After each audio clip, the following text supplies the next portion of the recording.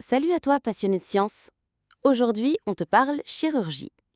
C'est un peu comme de la mécanique de précision, sauf que c'est pour sauver des vies. Donc, t'as pas intérêt à te tromper ou à trembler. Et pour ça, il y a des robots ultra précis qui aident les médecins à opérer avec plus de sécurité. Mais ils se sont pas créés tout seuls, ces robots. Derrière ces innovations, il y a des chercheuses, comme Jocelyne Trocaz. Imagine une petite fille née en 1959, en Haute-Savoie, entourée de montagnes et de curiosités. Jocelyne grandit avec un goût marqué pour comprendre le monde qui l'entoure. Très tôt, elle aime les sciences, poser des questions et chercher des réponses, parfois au grand désespoir de ceux qui ne les avaient pas. Elle enchaîne bac scientifique, puis tombe sous le charme de l'informatique. Licence, maîtrise, DEA, thèse, rien ne l'arrête. Au départ, elle travaille sur la robotique industrielle et spatiale, apprendre aux robots à penser leurs mouvements dans l'espace. Un peu comme si tu apprenais à un ami comment attraper une balle les yeux fermés. Mais elle faisait ça avec des équations et des maths. Mais en 1990, elle rejoint un laboratoire en plein cœur d'un hôpital et là, révélation. Elle découvre la chirurgie assistée par ordinateur.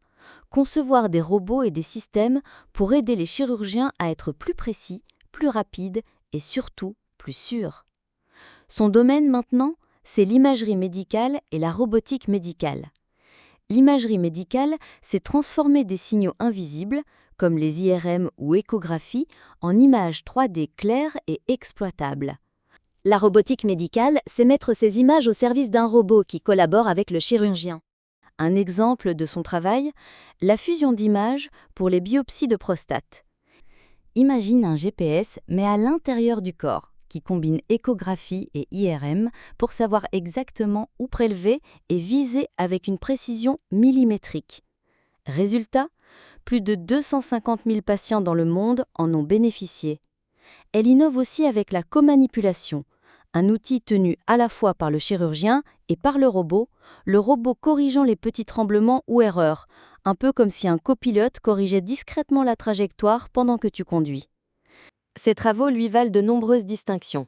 Médaille d'argent du CNRS, chevalière de la Légion d'honneur, officière de l'Ordre national du mérite, membre de l'Académie des sciences, fellow de prestigieuses sociétés savantes internationales. Des prix qui saluent à la fois ses recherches et son engagement.